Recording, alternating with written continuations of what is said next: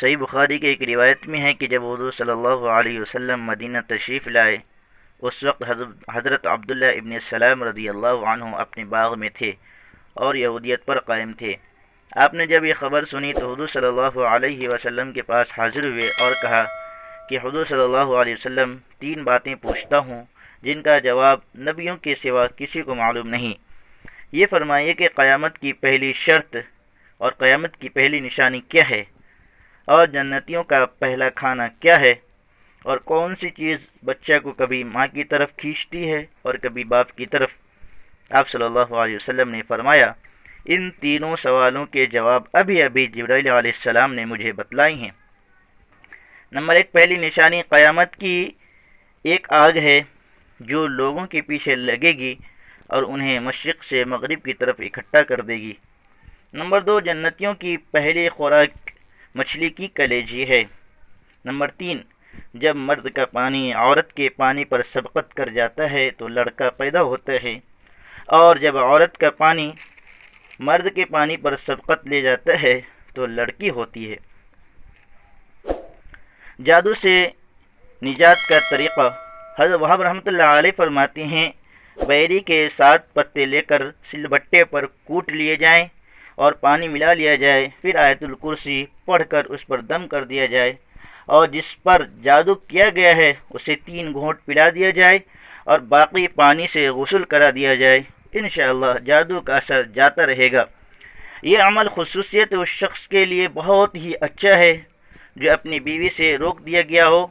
جادو کو دور کرنے اور اس کو اثر کو زائل کرنے کے لیے سب سے اعلیٰ چیز قل اعوذ برب الناس اور قل اعوذ برب الفلق کی صورتیں ہیں۔ حضرت آدم علیہ السلام کی بیٹے آپس میں بھائی بہن ہوتے تھے، لیکن نکاح جائز تھا، پھر اسے حرام کر دیا گیا۔ حضرت نوح علیہ السلام جب کشتی سے اترے تب تمام حیوان کا کھانا حلال تھا، لیکن پھر بعض کی حلت منسوخ ہو گئی۔ 2 بہنوں کا نکاح اسرائیلی اور ان کی اولاد پر حلال تھا، پھر تورات میں اور اس کے بعد حرام ہو گیا۔ ابراہیم علیہ السلام کو بیٹے کی قربانی کا حکم دیا، پھر قربان کرنے سے پہلے ہی منسوخ کر دیا۔ بنو اسرائیل کو حکم دیا جاتا ہے کہ بچڑا پوجنے میں جو شامل تھے سب اپنی جانوں کو قتل کر ڈالو، لیکن ابھی بہت سے باقی ہے جو منسوخ نہیں ہوئے۔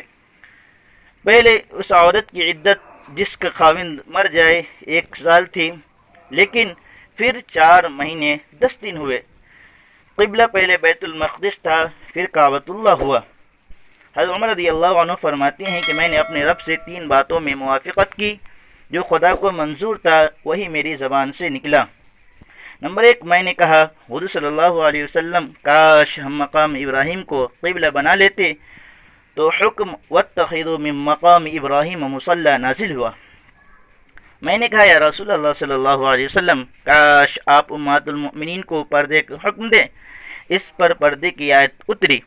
نمبر 3، جب مجھے معلوم ہوا کہ آج حضور صلی اللہ علیہ وسلم اپنی بیویوں سے خفا ہیں تو میں نے جا کر ان سے کہا کہ اگر تم باز نہ آؤ گے تو اللہ تعالیٰ تم سے اچھی بیویاں تمہارے بدلے اپنے نبی کو دے دے گا۔